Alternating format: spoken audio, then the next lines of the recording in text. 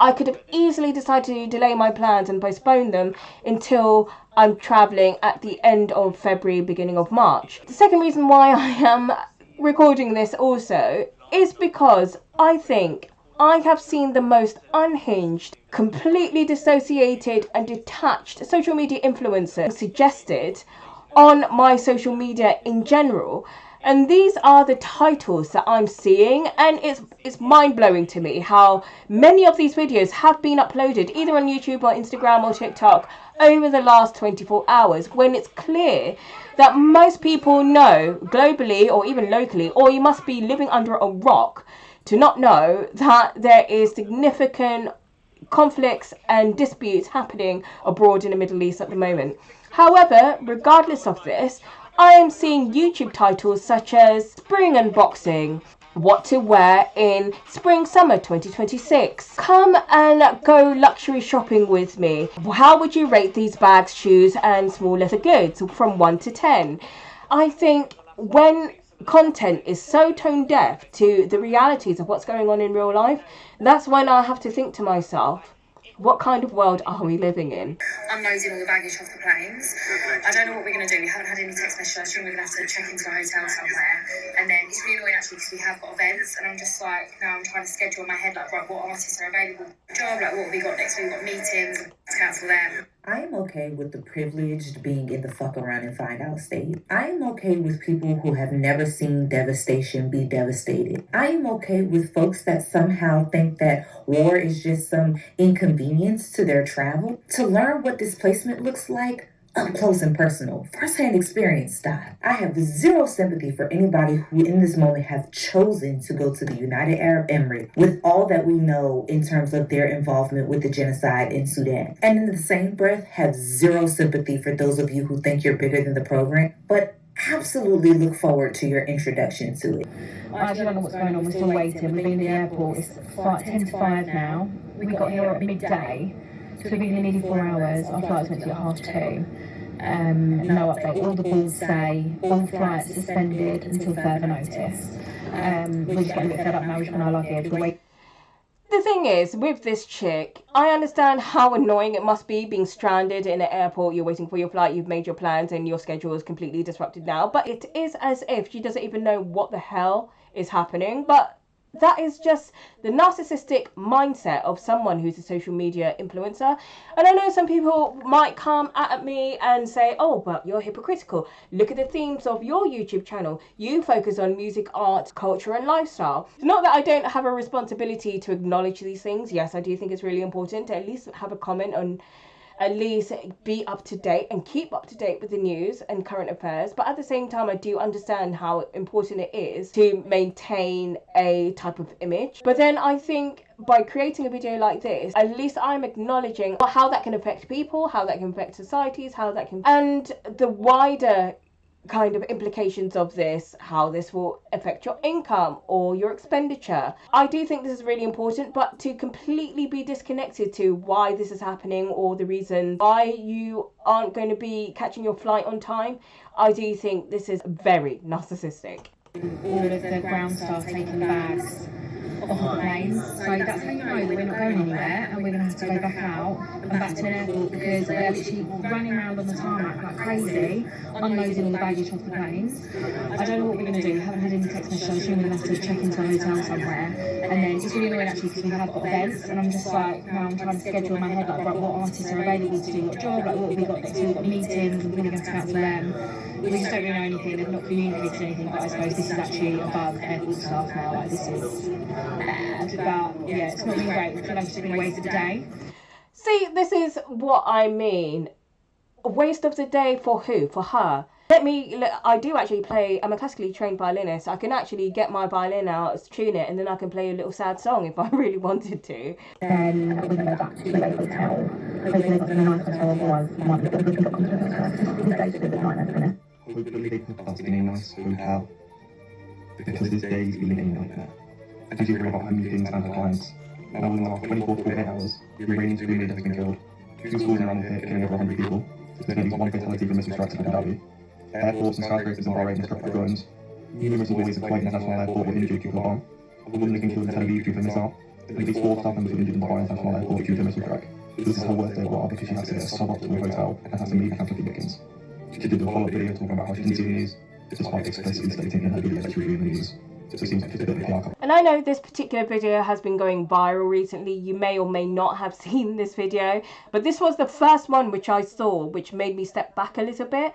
And I can't imagine how it must be, whether you are a civilian or non-civilian and you are in one of the countries in the Gulf state, or you happen to be in UAE at the moment and you are in the middle of this and you're not military trained and you are completely just stuck in the middle of this particular conflict. It's a war now.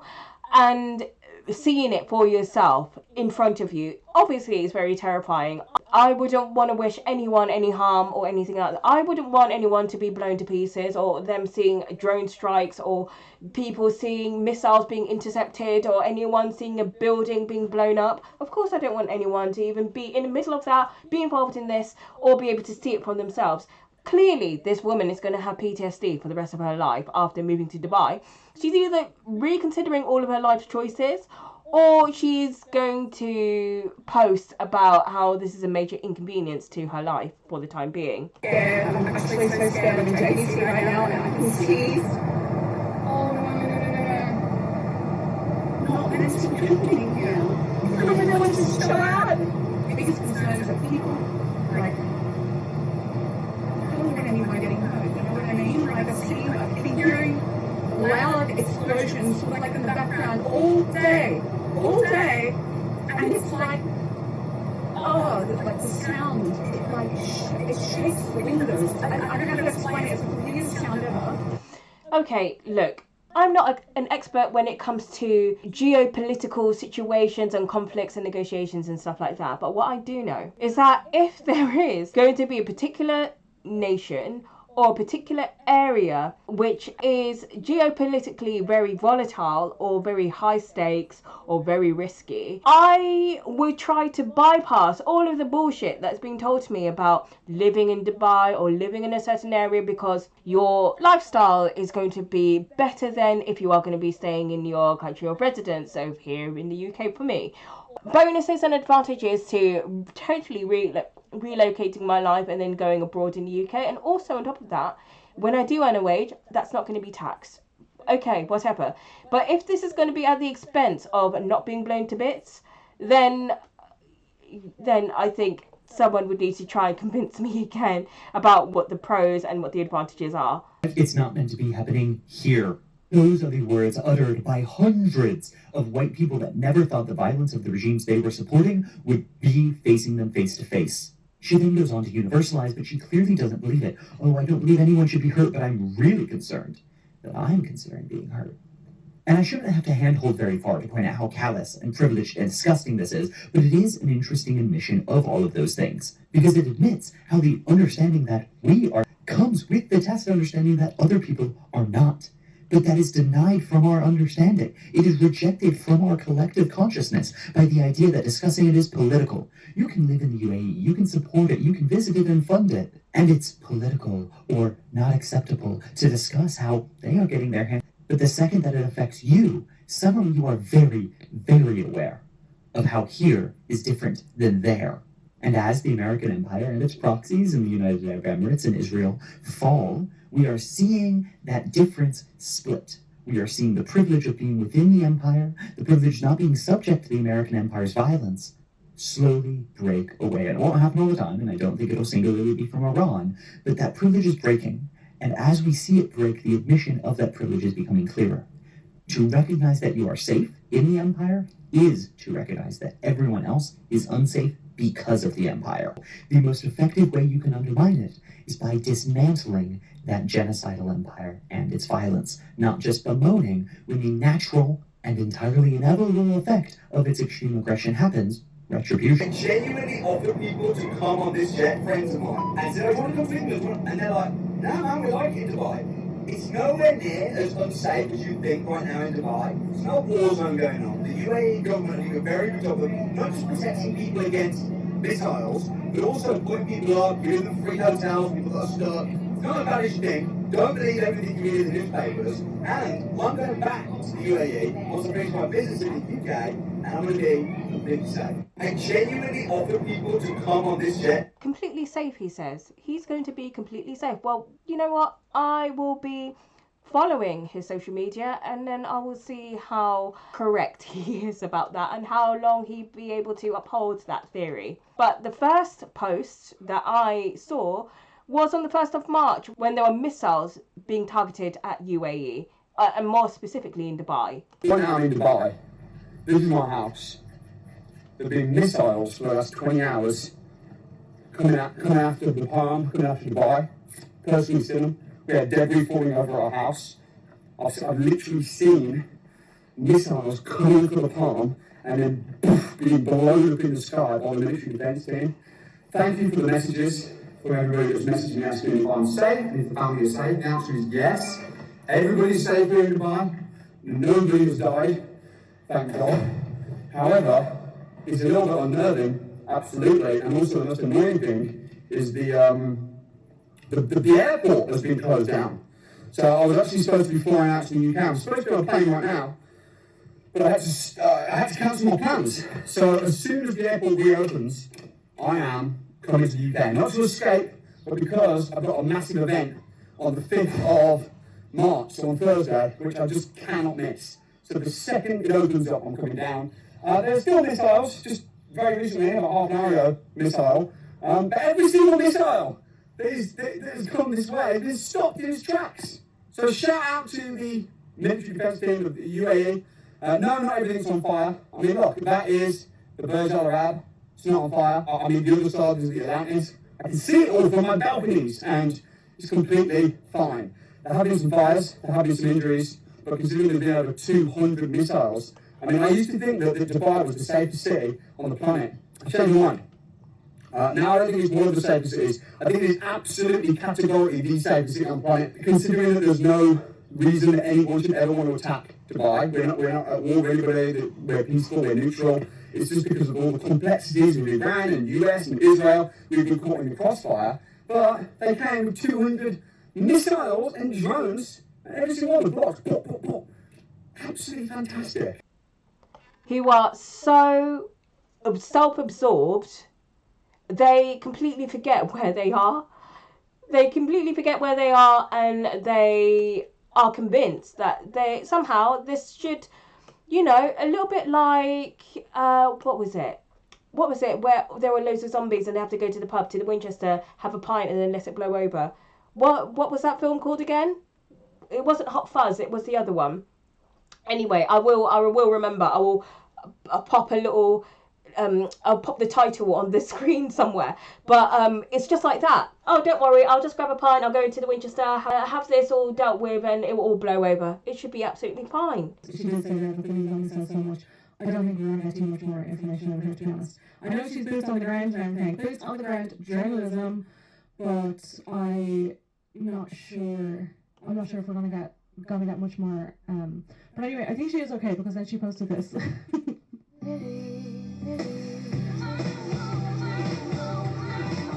But then I open Instagram or I open TikTok, and then there's a finance bro or some gym bro who is spitting propaganda, and I'm hearing totally disconnected, dissociative, and just totally unhinged stuff like this. If you watch the news, you would think the entire Middle East is on fire right now. I'm in downtown Dubai, but if we look around, cafes are full, families are out, and tourists are everywhere. It feels completely normal. Yes, you hear activity sometimes in the sky, but that's not chaos, that's security working. People are out, businesses are open, and no place is completely isolated from the tension. What matters is the response. And I'm great. So he said it himself, no place is isolated from the conflict and from the surrounding volatile situation that's escalating. So what are you going to do about it? Mate, they would have to drag me away from an airplane if I was at customs. I would be befriending a pilot. I will be going on every dating site that I can find and then making friends and cozying up to a pilot, to any airline. I really don't care. I would fly Ryanair for the first time if I have to. I will be on a plane straight out of the Gulf state to the UK or anywhere else. But don't at me, don't come for me. If you happen to be a pilot who is in UAE, or anyone who is in UAE at the moment, or if you are a Dubai influencer or a finance bro or whatever, like, I do not care. If you think that you are safe, good for you. I am perfectly 100% and categorically safe here in my home in the UK at the moment. Tax yesterday, and let me tell you, everything feels calm, everything feels peaceful. The Western media are absolutely blowing it out to all ridiculous proportions. I'm not even joking. This is not kind of a joke.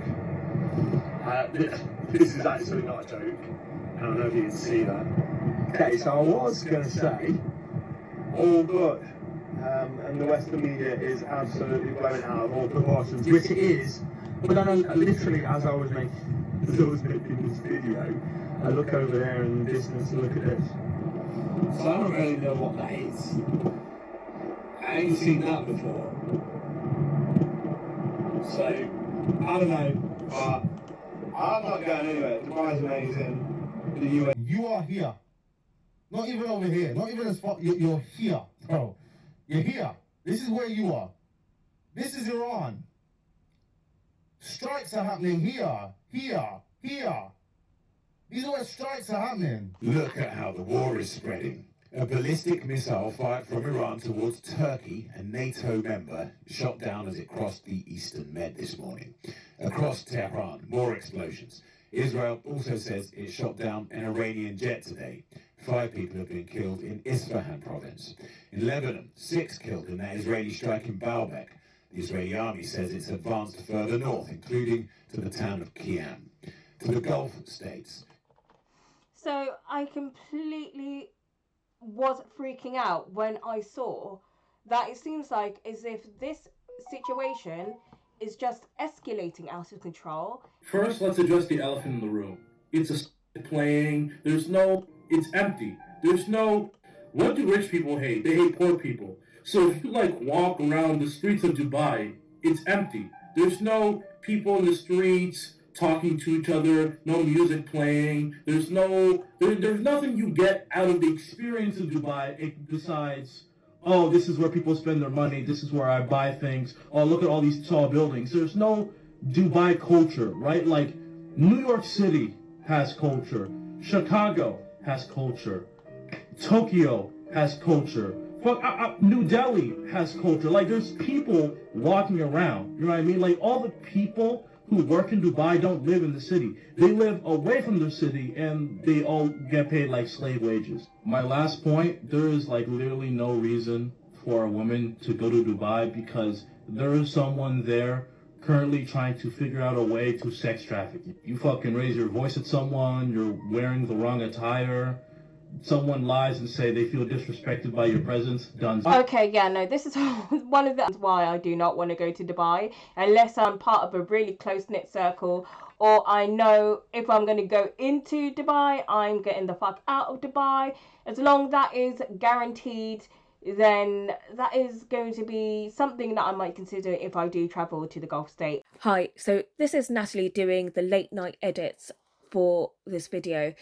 So I forgot to record an ending, but I did want to say that I did listen to a debate which occurred earlier today on the BBC Radio 2 Jeremy Vine radio show, where there was a discussion regarding whether Dubai influencers who are returning back to the UK should be liable for paying UK taxes, or if they do decide to stay abroad, anywhere in the Gulf state or in Dubai, if they should get support from the UK government, even though they haven't been paying tax since they were an expat. I'm going to leave you with this discussion. Leave your opinions in the comments box below. Pay our taxes anymore. We are being fleeced. We're going to go live somewhere. And we all said, okay, good luck to you. And then suddenly they need our help. They haven't been contributing to British society. And I just can't help feeling, well, look, There you go. Karma played a big hand here. This is where you did need actually the British government's help, and you're asking for British government's help, but on taxpayers' dime. And I can't help feeling a little bit, well, that's unfair to taxpayers here that we're having to bail you out now after years of you saving money. And people like Oakshott, they really did. They rubbed it in our faces. They made a big song and dance that we refuse to pay our taxes to contribute to British society. And now we're here in this country, and now we're stuck, and they're expecting our help. I don't feel it's fair. I think Isabel Oakshott is at the moment feeling safe, but if she called on the British state to help her, I suppose if they did. Well, yeah, Ross Clark. What do you think? If help, yeah, go on, Narinda. If you expect help from the British government, if they do, then at the same point, then you should be contributing to the British government. Right, Ross Clark. What do you make of that? Yeah, I mean, what we've just heard there, and also from Ed Davey earlier, is an argument for saying the Foreign Office, UK state, should never help UK citizens who are living abroad, because the tax rates in Dubai here are an irrelevance. I mean, if you are a UK citizen living in abroad, whether it be America, France, any country, you will be paying taxes locally to the government there. You will not be funding the Foreign Office. So to say that someone in Dubai doesn't deserve to have Foreign Office help, you're saying Foreign Office should never help anyone, any British citizen who is living abroad. Well, it is on holiday, that's different. But if someone has moved away from the UK and is an expat, I don't think they would necessarily get much help, would they? I know there's a lot of influencers, if you want to call them, who are leaving pretty vacuous lives out there. Some have unfortunately allowed themselves to become propagandists for some of the Gulf states too. But that should be an irrelevance. If you're a UK citizen living abroad, the Foreign Office should be helping you in some way. It comes to evacuating you. Now, take Dubai. It's not just a case of influencers. There are 240,000 UK citizens who are living in Dubai. And more in other Gulf states. They're not all influencers. There are teachers, there are engineers, there are doctors, nurses among them. People who have found it difficult to establish careers in Britain who've gone out to Dubai because that is where they can find the work to further their careers. And I really find it's quite an unpleasant attitude that, all UK citizens out in Dubai are being sort of written off as if they're vacuous influencers who don't deserve our help. There we are. Respond to that, Narinda. Is collapsing. Even if the war continues just till the end of April, a couple weeks, the UAE is predicted to see its economy shrink by 3 to 5%. Now, this is actually quite a lot because, for instance, back in 2025, the worst performing economy, Haiti, its economy shrunk by only 3%. But to make matters worse, the war is not going to end by April. It's going to continue for quite a while longer. I predict the war is going to probably continue into 2027, but for what it's worth, around half of people on Polymarket think that the war will continue at least for another 3 months. So for the United Arab Emirates, what you're going to see is an economic collapse worse than the Great Depression. Since the war began, the value of the Dubai stock market has declined by roughly 1/4, resulting in $120 billion being lost across the various stock markets in the UAE. Dubai's housing market index has declined by roughly 1/3, and sales are down by roughly 50%. Dubai Airport, which is one of the busiest airports in the world, has been attacked, resulting in the cancellation of over 18,000 flights since the war began. This is significant given that aviation actually is roughly 18% of the UAE's economy. Tourism, which accounts for another 13% of the economy, has also virtually stopped. Oil and gas production, this accounts for roughly 1/3 of the economy, has declined in production by roughly half. It's going to get worse because at the time I'm filming this video, the Habshan oil facility or gas facility, which is actually the largest in the UAE, was recently struck by Iran. Oil and gas is also significant because it's actually responsible for 60% of the revenue of the United Arab Emirates' government. So as that dries up that revenue, you're going to see the government having greater difficulty providing social services. we also see huge waves of people who are fleeing. For example, the UK actually plans on helping the roughly 250,000 Brits who are in the country leave and return back to the United Kingdom. Remember also, 88% of the UAE's population are foreign nationals. And we're already hearing reports that the streets of Dubai, Abu Dhabi, etc. are apparently completely empty. So for all these reasons, you're now seeing the collapse of the UAE. Even if the war ends, I think this is a country that's going to take a long time to recover. To see my family. Then, the whole Iran conflict started on the day that I was supposed to fly. My flight got cancelled multiple times, and the only way to rebook was DMing Emirates on X, which is absolutely weird. I didn't know if I was flying tomorrow or stuck for weeks, and I kept checking X constantly, day and night. And even when I got booked for a flight, it got cancelled again, and I had to do the whole process from scratch. I was constantly monitoring the news and flight status that I couldn't sleep or work. I was so stressed. Eventually, I got a direct flight confirmed, but after so many cancellations, I didn't believe anything until I was physically on the plane. I came to the airport 4 hours prior to my flight, just in case, but it is packed and everyone looked like they've been waiting for hours. It was so chaotic and everyone was so panicked. I am finally on an airplane. I actually arrived to the airport 4 hours prior to the flight, but still I couldn't almost make it at the check-in counter, and they were calling our names to check in faster. So if you have a flight, currently the airport is a complete chaos, so I would highly recommend you to go to the airport at least 4 hours prior to your flight, or even maybe 5 if you are not flying business or premium economy. I never experienced this much turbulences on the plane ever in my life. It might be due to the route change since we can't fly over Iran, but I'm not really sure. But even on the plane, I was still panicked that something might happen. Things are developing quite quickly, and it seems like as if this war in Iran is not cooling off anytime soon.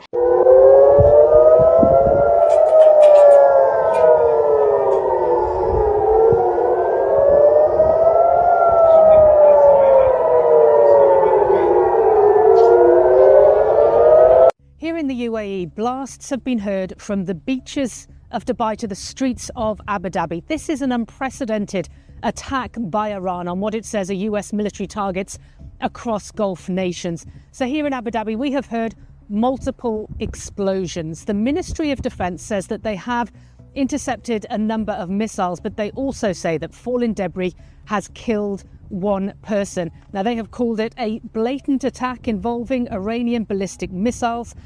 We've also seen smoke rising from the Al Dhafra military base here in Abu Dhabi, suggesting that maybe not all of those missiles were intercepted. There is an official shelter in place at the moment. The airspace is closed. This is not a country that is accustomed to this level of military attack. Ya Allah, look at the smoke.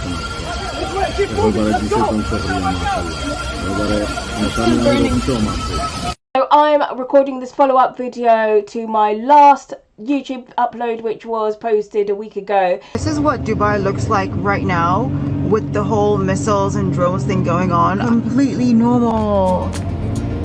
What do you mean? What do I see when I look up? I see Burj Khalifa and a fantastic weather.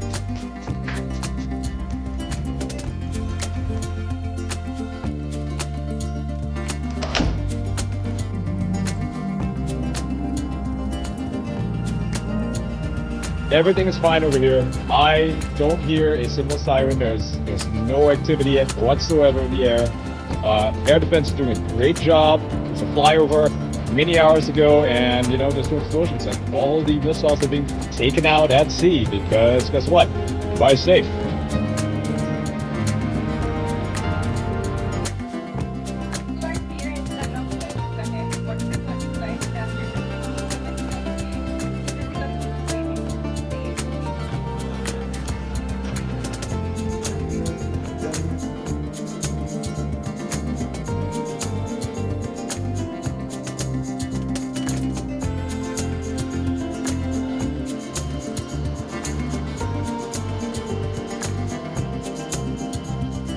Por ejemplo, está con los niños jugando aquí en los parques, golf.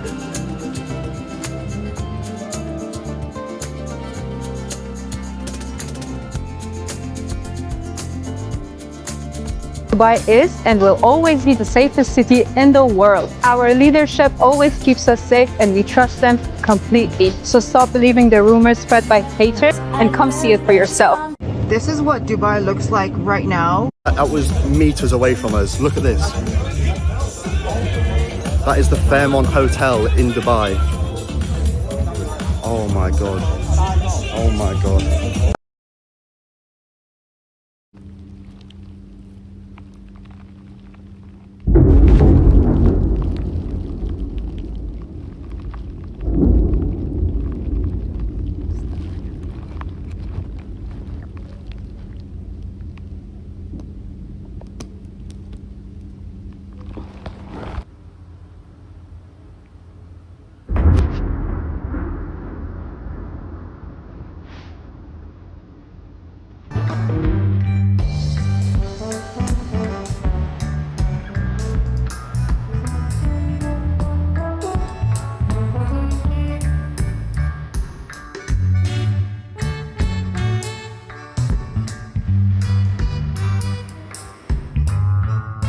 And them trying to gaslight themselves as well as their viewers that Dubai is one of the safest locations in the Middle East or in the Gulf state at the moment.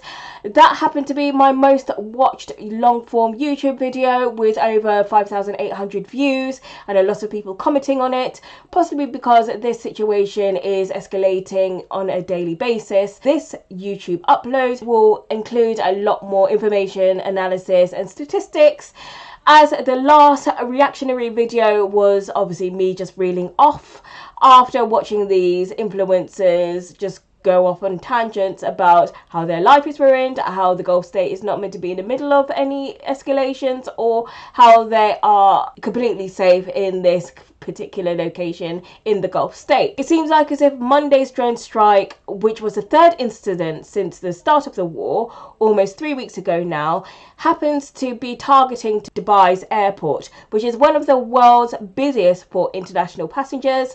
Some of the flights were delayed while others were cancelled altogether, in another hit to UAE's most travelled to location. A Canadian passenger landing into Dubai captured a dramatic and unsettling scene from his window as his aircraft approached the runway.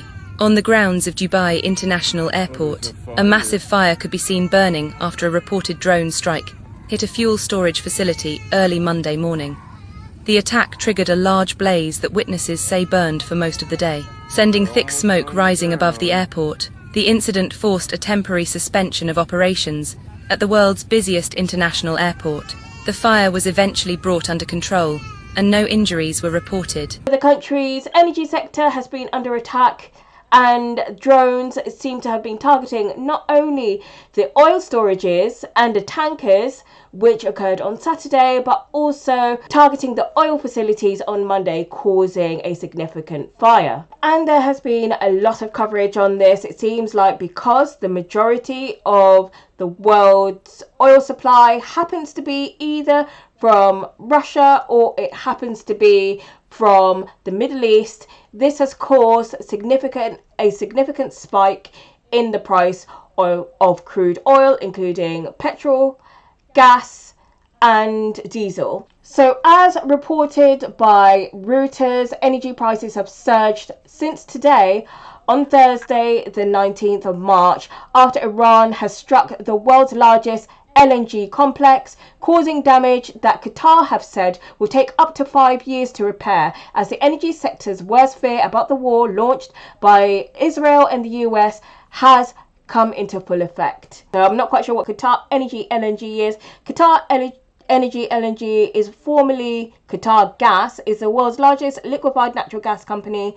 It produces and supplies the globe with 77 million metric tons of LNG annually from across its 7 ventures, Qatar Energy, LNGN, and other, I guess, subsidiaries of this. So it's the main site for producing liquefied natural gas, which is used globally for cooking, heating homes and generating electricity. It produces about the fifth of the world's supply of liquid natural gas. So not only has the LNG and the crude oil and distillery industry been affected negatively, as of mid-March, the Dubai property market is experiencing significant volatility following an escalation in regional conflicts, with the Dubai financial market, the DFM real estate index dropping by approximately 20% to 32% in a number of days. But it is crucial to distinguish between the stock market, the equities of developers, and the physical property values, as the majority of purchases made in Dubai's real estate industry is made from off-plan agreements. The UAE's year-long property boom faces its first real test after Iranian missile strikes shattered the Gulf states' safe location vibe, rattling investors and exposing how heavily Dubai and Abu Dhabi rely on offshore money to sustain their building spree. The attacks on the airports, the ports, and the residential areas in both the cities have punctured the region's reputation for stability at a moment when concerns about overheating were already surfacing. Developers that had been selling out their offshore launches within hours now confront a sharp change as demand drops. Off-plan deals make up 65% of Dubai's transactions in 2025, according to Better Homes, meaning most purchases were for homes not yet built. That pipeline may now face a far tougher market, with foreign appetite being set to be the deciding factor. So nothing is on hold, everything is on track, he said. Some developers played down the sell-off in this region. We know that things start quickly and end quickly, and we overcome this because the fundamentals across the GCC, the Gulf Corporation Council, nationals are strong, said the CEO of Dar Global, which is the luxury developer behind a string of Trump-backed and Trump-branded projects across the Gulf. And he says that the risk premium for UAE property has become much higher.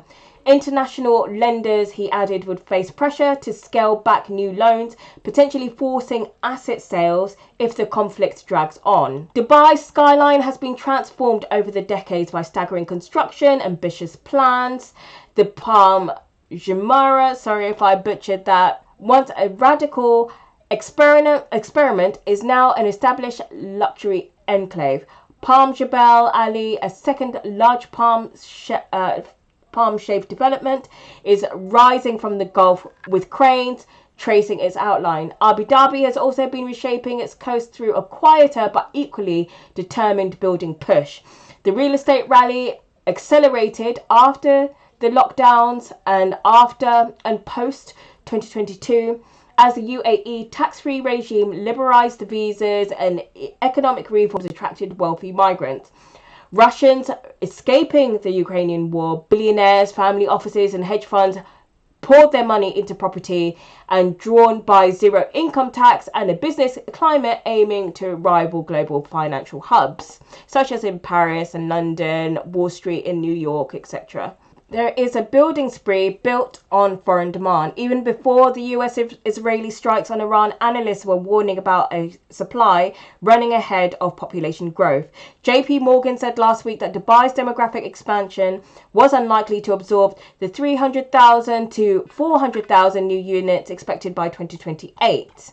Foreign interest in purchasing property following the conflict will be crucial. Abu Dhabi's commercial bank economist said in a new note on Wednesday, which was yesterday, expatriates and non-residential buyers are a crucial demand pillar. They added, with new supply expected to rise from the second half of this year and remain high throughout the next 2 years.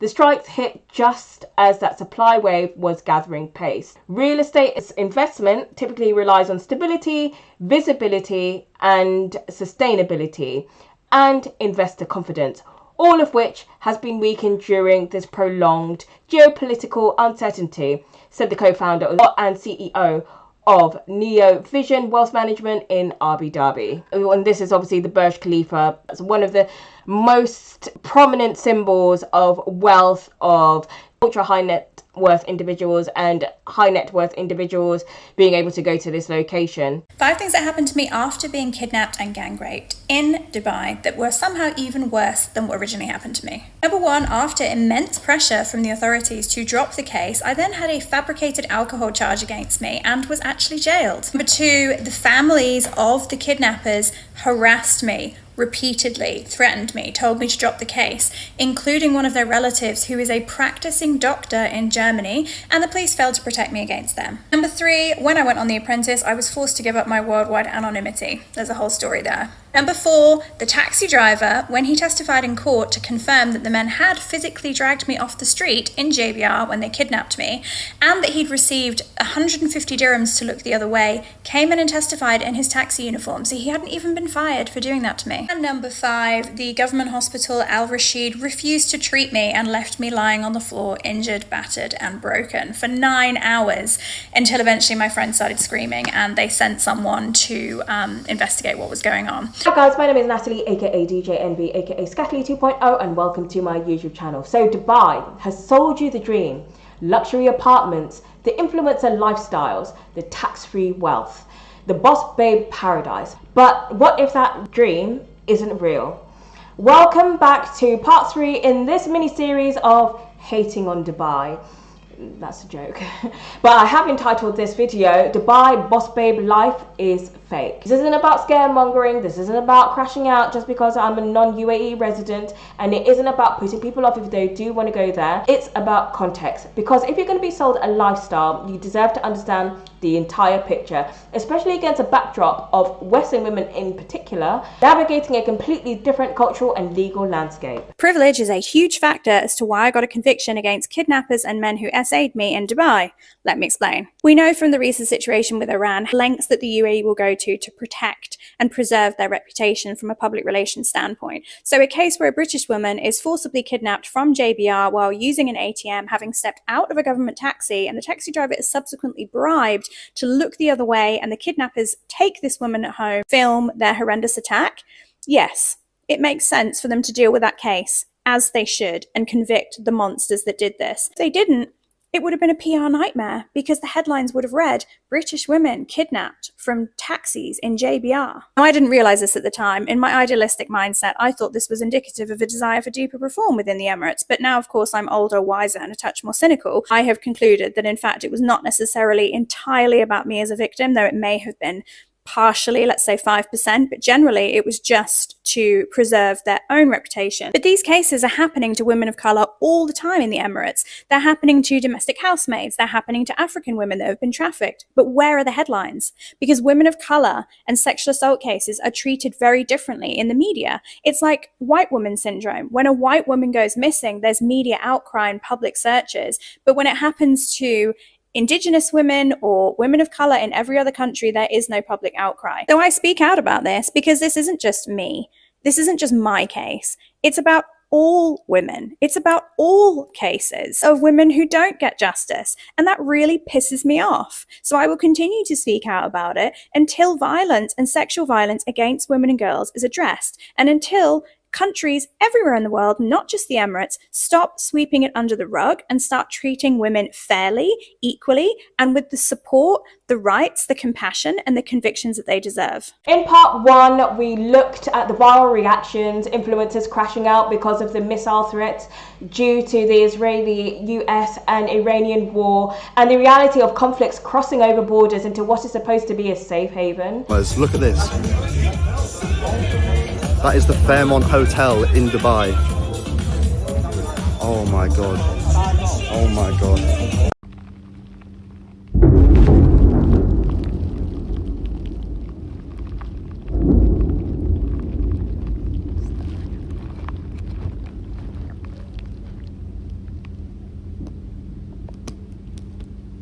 In part 2, we broke down the data, how war, instability, and global tensions are already hitting the investments, the property market, and Dubai's growth story. And today I'm going to be spilling the tea. I'm going to be sharing the goss, because today I'm going to be talking about the lifestyles and the realities behind the luxury glossy branding and the skyline, because these stories didn't make it onto the glossy Instagram and TikTok reels, and if they did, it hasn't been for a good reason. I am going to be talking about tourists and expats facing serious jail time for minor incidences which would be considered negligible or common sense in Western territories. However, instead, severe penalties are served. Over 70 tourists, expats and even cabin crew have reportedly been detained, not for violent crimes, but for something as simple as sending or receiving missile and drone footage in Dubai. Under Dubai laws, which are designed to protect national security, people can face up to 10 years in prison. Some have been held in overcrowded cells, denied basic needs, and waiting months just to be charged. Up to 70 Brits have been detained in the UAE for filming Iranian drone and missile attacks. Those accused are being held in overcrowded police cells and could face up to 10 years in prison for breaching laws on national security and stability, with some reportedly being denied sleep, food and medicine. The Gulf state prohibits publishing or sharing material that could disturb public security. I'm surprised by the reaction of some of you. John in Wales, stop feeling sorry for these idiotic Brits in Dubai. When will Brits learn to respect the laws in other countries? Les in Buckinghamshire, if you go to these countries, you abide by their rules. When you're in the same room as a bear, you don't poke it with a stick. Jonathan in Deal, the UAE is a place where people might be maimed or even executed for crimes that would carry a prison sentence in the UK. Don't expect kind treatment for breaking their laws. Listen, if all these people have done, in some instances, is when their apartment block's been hit by a rocket, they've taken a photograph. Are you honestly telling me, and God forbid that was to happen in the UK, or let's just say for the purpose of debate, a lorry now ploughs into your front garden, whatever it might be. It's human nature. You're going to take a photograph. If these Brits, as some of you describe, these Brits who aren't respecting local laws, running international spy networks, I could understand it. And even, although I don't hold with it, but if they were suddenly to start, I don't know, influencer channels, say, the truth of Dubai, again, I wouldn't back it, but I could understand that. All they've done is take a photograph for their own personal use. They've not sent it to friends or family back in the UK. They've not used it on an influencer site, and they've still been nicked. If you call that obeying local laws, no, that's censorship. Lindsay, what has life been like in the prison since war broke out? Have you been treated any differently? There are those that support the action, support the war, perhaps support the British, and there's those that don't, and it's bringing out the Iranian nationalism, so it's quite difficult. It's my perception that I think there is more animosity towards the British, and that being me, than there was before the war. So I made my peace with death within maybe 48 hours of the reality of the bombs hitting and the fact that we could be struck, and that I've led a good life. It's, since the war, it's the tensions within the salon here have, heightened, and I was snoozing earlier and got woken up by yet another fight, so the fights are becoming daily. With rising anti-West sentiment in the prison, do you get the sense that that is growing and you could well be a target? It could be. You never know. Like I say, you can't predict the war, and you can't predict what's going to happen within these wars. Breaking news, a 20-year-old French citizen has just been detained in Dubai after being stopped by the police for taking a video of a building that had just been hit by a drone. The video was shared to his parents on WhatsApp privately and was not shared publicly. This comes after multiple people have been charged under UAE cybercrime law in relation to missile footage. Another person detained in Dubai over a video. Residents in Dubai survive a drone strike and an explosion in their apartment, now detained for sharing a photo to their family to let them know that they are okay. A Russian, Canadian and German resident survived a drone strike. In the immediate aftermath, a photo was sent to the family to show that they were alive and to show what just happened to them. But under UAE cybercrime laws, even taking a photo and sharing a photo privately can lead to criminal charges. So many people have already been charged in Dubai, and many more are being investigated for simply sharing footage of the strikes. Cases like this show how a split-second instinct, while fearing for your life, can spiral into a devastating legal nightmare. Dubai's economy relies on its reputation as a dream destination, and mandatory licensing rules mean every advertiser or creator based there must hold a valid permit to post promotional content. While no legal action has been taken against anyone so far, the Dubai Media Office criticised misleading, outdated videos and images of past fire incidents that had been posted online. And Dubai police repeated that those posting rumours, misinformation, contradictions to official announcements, or anything causing public panic during times of crisis could face 2 years in prison and a minimum fine of £40,000. One influencer came out to refute accusations that she was paid for her viral video. She said that Dubai does pay her. It pays her in business, safety, connections, and weather. But while a lot of influencers tell a story of safety, the wealthy are doing whatever it takes to flee. Some travelers are heading out of Dubai to Oman or Riyadh, where companies are claiming the cost of private jet flights have spiraled into the hundreds of thousands. And one private jet company who posted on social media offering private flights when Dubai's airspace opens said they were inundated by hundreds of requests from people trying to leave the country. So how do local Emiratis treat the expatriate victims seeking legal help? Victims face systemic obstacles and can be pressured by local authorities to drop their case and can potentially lead to a fabricated allegations by an accuser, such as a false alcohol charge, which most people in Dubai know. If alcohol is consumed in a non-designated area or out in public, this could lead to a prison sentence. Lack of protection. There are cases of failed police protection of victims from harassment and threats by perpetrators and their associates. Institutional neglect, where the government hospitals refuse to treat injuries, showing a case of medical and clinical negligence and causing potential harm. Prioritisation of reputation justice is often contingent upon privilege, which means that it's plausible that convictions are pursued only to avoid a PR nightmare, whereas similar crimes against non-Emirati individuals, such as women of colour, domestic workers or labourers, often receive little to no justice or public outcry. This can be seen as a form of legal entrapment. Expatriates can be held liable in absentia or face imprisonment for civil disputes over minor infractions, with little opportunity to present evidence or appeal, as highlighted by the case of Selina Waterman-Smith. So before I go into this very interesting case, it's really important that we find out a little bit more about cheque bouncing. So in Dubai, cheques are still widely used for rent, business deals and loans. So legally, a cheque is treated like guaranteed money. Before 2022, this could lead to a criminal offence. This could lead to arrest, jail time or police cases.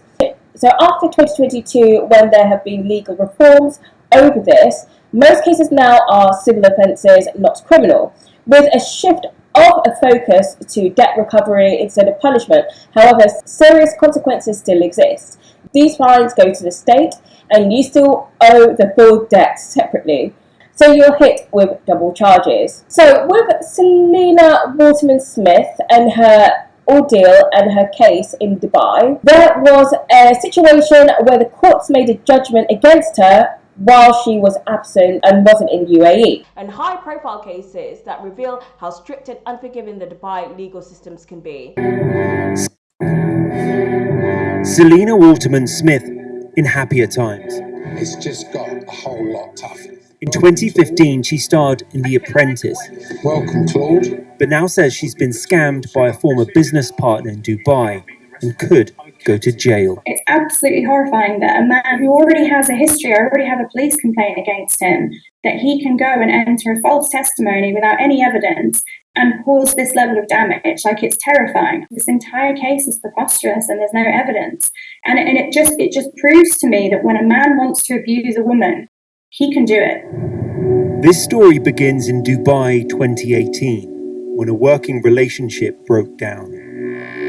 Selina then became an extortion target by a man who'd promised to invest in her business. And when she was out of the country, he went to a United Arab Emirates court claiming she owed him £27,000. And in her absence, they sided with the man. The UAE is supposed to be a safe space for female entrepreneurs, but what protections are there in place for women like me when men seem to abuse me and the system. With her passport confiscated, Selina fears she could be sent to prison at any moment and says her life is now a living hell. And whatever he wants to do, there are just no consequences for him. So of course I'm terrified because he's managed to get one case through the court with no evidence and cause this much damage to my life. How do we know what he's going to do next?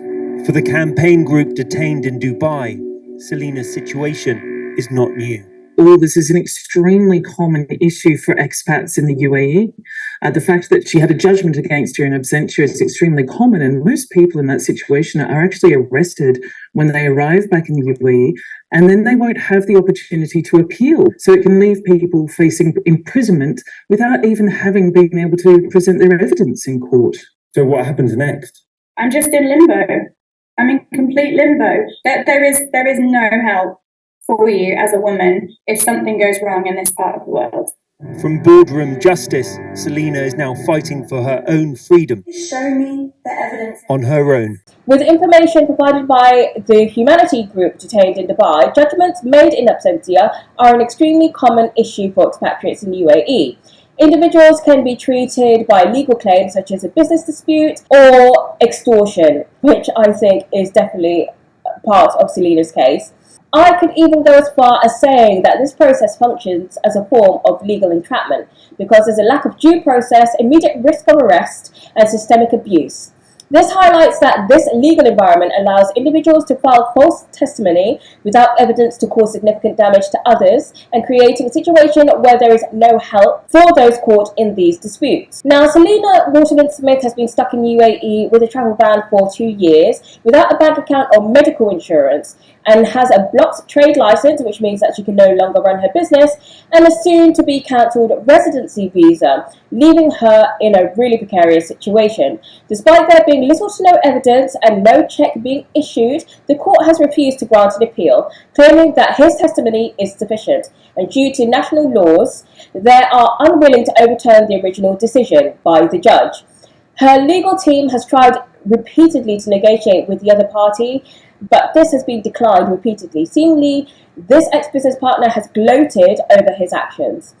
Selina Waterman-Smith claims that there has been times in the last 2 years where she has suffered from extreme depression and she can't see any other way of escaping this abuse. There seems to be a power imbalance where her ex-business partner seems to be liking this pursuit to destroy a strong woman. A man so brazen about his threats, harassments and committing fraud is a real danger to this business and to Selina, and potentially other female victims. So in simple terms, in Dubai, a bounce check isn't just about missed payment. It can lead to court action, frozen assets, and even a travel ban that stops you leaving the country. In Dubai, a bounce check isn't just a missed payment. It turns into a serious legal situation. After the law changes in 2022, when most cases became civil, the consequences were still severe. If a cheque bounces, the person you owe money to can go straight to the court, your bank account is frozen, your salary is deducted, and in some cases you can even be hit with a travel ban. So this is a little bit like the Anna Delvey case and her obsession with cheque kiting, which is a form of financial fraud. Except in Dubai, instead of scandal and a prison sentence and seemingly a career in the creative industry afterwards, the consequences can hit immediately, trapping you in a system before you even had a chance to leave. Anna Delvey case refers to a high-profile fraud scandal in New York City involving Heiress. That's right, her surname Delvey is also fabricated. Her activities took place in 2013 to 2017. She was arrested in 2017 and was convicted in 2019. Anna Sorokin posed as a wealthy German heiress under the name Anna Delvey and targeted banks, luxury hotels, wealthy individuals, and friends and business contacts. She carried out a scheme similar to cheque kiting or financial fraud, which includes faking financial documents to secure loans, staying in luxury hotels without paying, convincing friends to cover expenses with promises of repayment, which never occurred, and attempting to secure a $22 million loan for a private members club. How long could Anna keep her spending spree going? It would have been a power trip to have the staff know her personally and cater to her every whim. She would just charge everything to her room. They allowed these bills to rack up without having a working credit card for her on file. It was another unusual oversight that enabled Anna to defer the consequences of her spending. Meanwhile, she was simultaneously fobbing off anyone chasing her for money. City National Bank wanted to know where the $100,000 was to cover her overdraft. She repeatedly insisted the full amount had already been wired, providing fake statements as proof and trying to bide more time. A few days later, the 11 Howard received a payment. In a surprising move, Anna cleared her debt with them in its entirety. How? She had not managed to secure a loan or a new overdraft. Instead, she fell back on an age-old trick. During the second week of April, she wrote checks to herself totaling $160,000. Then she deposited them into an account she held with Citibank. Then she quickly withdrew as much money as she could before the checks bounced. She ended up with $70,000. This is extraordinary. I was confused by how easy Anna made this look. He explained to me how Anna took advantage of a float period.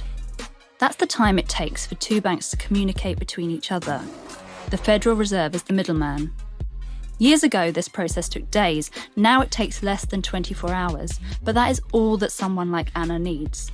It seems crazy that this loophole exists. The UK has moved away from using paper checks, but they remain common in the US. Jason told me that banks weigh up what level of risk they are willing to take on, and so they figure it's worth some potential losses to retain older customers who still love using checks. So, theoretically, what is stopping you or I indulging in a bit of cheque bouncing or cheque kiting tomorrow? Well, for anyone with a normal life, this sort of deed is simply too high risk. It is totally traceable. You'd be caught.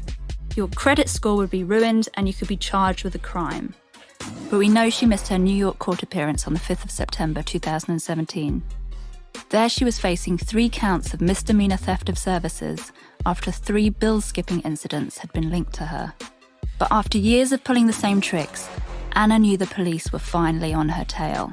You may be thinking, how did she suddenly have the money to cross the country? The answer was by pulling one of her old tricks. She paid $15,000 of fake checks into an account she held with Signature Bank, withdrawing around half the sum before they bounced. Utter recklessness was still propelling her forward. With around $8,000 in her pocket, she went on another blowout trip as Anna Delvey. It was to be her last. The girl has got some vim, I can give her that. Unlike the Dubai system where financial disputes like bounce checks can lead to immediate restrictions like travel bans, Anna Delvey's case took years to investigate, was handled through the criminal justice system after the fraud occurred. Anna Delvey's case in New York showed how financial deception plays out, but in Dubai, similar to financial issues, can lead to immediate legal consequences before things can escalate that far. So what happened to Anna Sorokin? In case you didn't know, she was found guilty of multiple charges, including grand larceny and fraud. She was sentenced to 4 to 12 years in prison in Rikers, which is a high security prison in New York, and was ordered to pay restitution and fines. I guess the girl is hustling now because she's got all those restitutions to pay off. So, in context, the Dubai system, where financial disputes like a bounce check can lead to immediate restrictions, like a travel ban, in Anna Sorokin's case, it took years to investigate, was handled through the criminal courts after the fraud occurred. Dubai is one of the fastest growing cities in the world. As of 2023, the population sits around 3.6 million, and now in 2026, it's around 4 million. Nearly 70% of the population is male. Across the UAE as a whole, it's even more extreme. Around 64% are male, and just 36% are female. This is not just natural population growth, that's a system built on imported labour, where there is over 88% of people who are expatriates or travellers or non-nationals, most of them of working age between the ages of 25 and 44. Entire communities are built around this imbalance. And when you combine this with the strict legal framework, the cultural expectations and limited protections, especially for non-citizens, it creates a very different reality beneath the luxury. Because when you look closer, especially at the experiences of women in Dubai or the UAE, a pattern starts to emerge. Women, especially non-Emirati, non-Arab women, often exist in a space where they are economically dependent, legally vulnerable, and socially restricted, and in some cases completely unprotected. As of 2025 to 2026, approximately 85% to 92% of the population in Dubai are expatriates or foreign nationals, while Emiratis, and these are the local citizens, constitute roughly around 8% to 50% of the population. There are more than 200 nationalities living and working in UAE. The expatriate community outnumber the population of UAE nationals.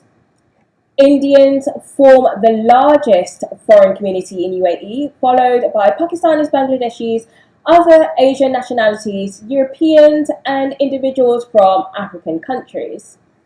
There are many travellers and expatriates from a large number of global destinations, but there are a lot of opinions, especially in Dubai, or people who've travelled from the UAE back to their own country of residence, where they highlight the lack of tradition found in Dubai, despite the very large cultural mix found in the city-state.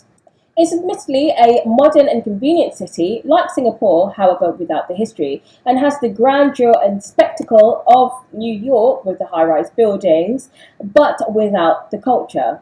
As entertainment, as an economy, it's very male-dominated, and this is how it's skewed. The structural reality is that UAE is a population of 64% male versus 36% female.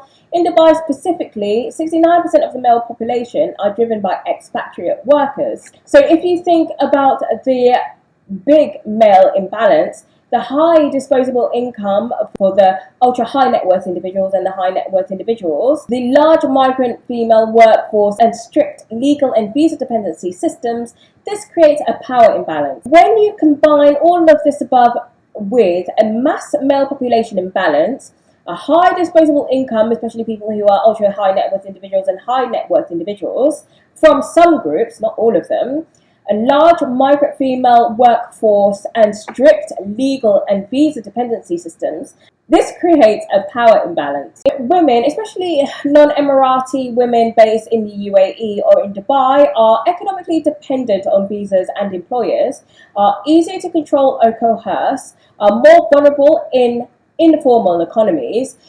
Where there is a high demand and limited regulation visibility, this can lead to exploitation risks, coercive labour situations, and underground economies forming. Women whose unexpected and very short stint in Dubai, due to their unaliving, have raised uncomfortable questions. You can end up dying. BBC undercover case of women, particularly who come from African nations, who were lured to Dubai with the promises of jobs, only to be trapped and forced into exploitation, with a significant amount of debt being linked to them of $27,000 or more.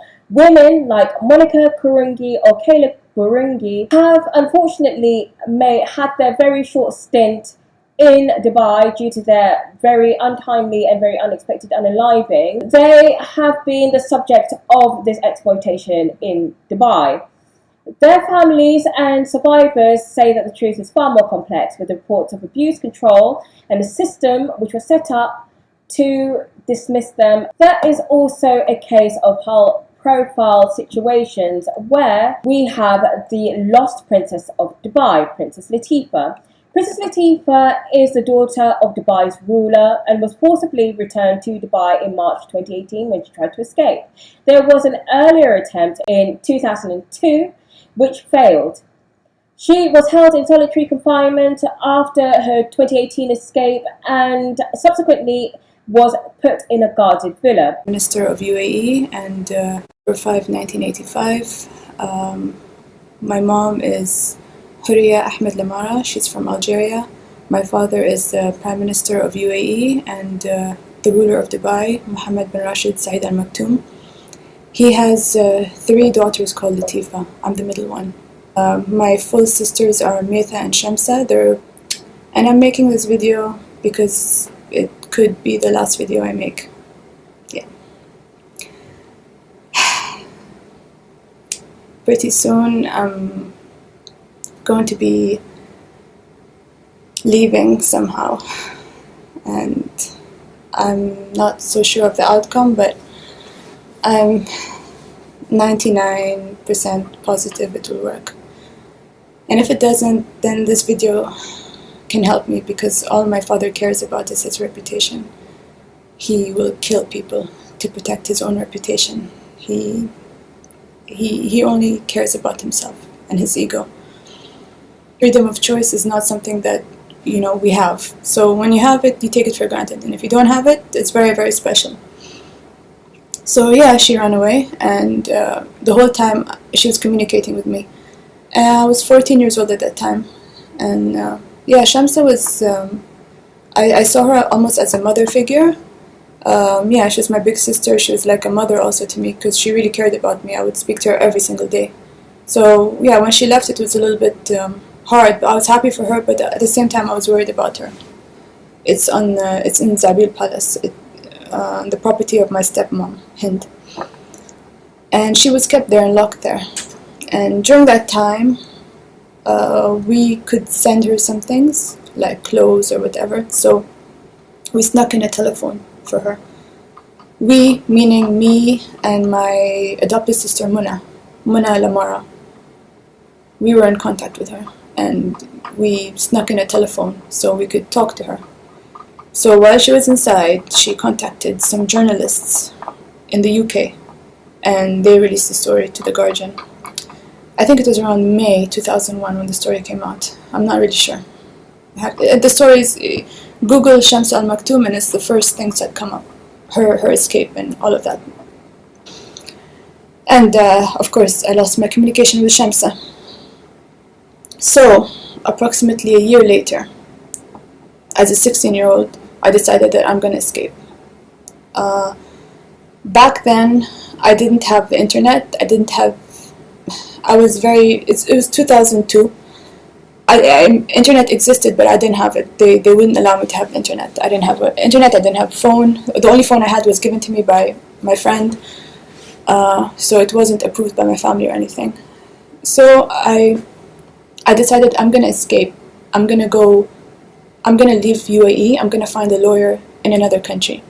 Like, I'm going to go to Oman. I'm going to just go there and I'm going to find a lawyer or something, and I'm going to help Shamsa. And the worst case scenario, if they catch me, they're going to put me with her. I'm going to be in prison with her, so at least I can see her and I'm happy, and she knows that she has somebody with her and she's not going to do anything crazy. She's not going to hurt herself. She has her sister with her, so she's not going to do anything, you know? So I was thinking either I get her help or I get put in prison with her. So in 2002, I escaped.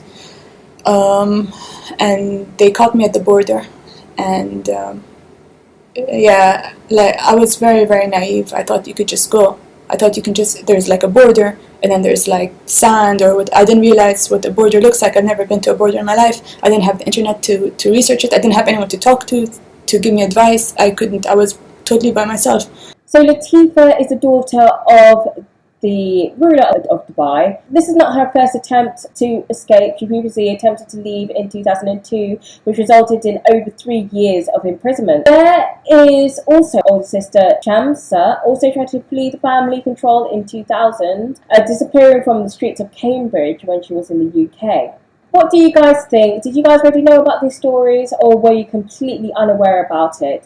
Did you know about the cases of Selina and Waterman-Smith? And what about Princess Latifa's case? Was there something that you are aware of? What makes you think that this side of Dubai is something that they don't really want to talk about?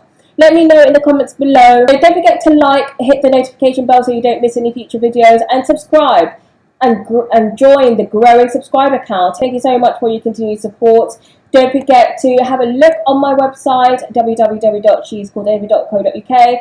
Have a follow on my Instagram at sheiscallednv, and I'll see you in the next video. See you later, guys.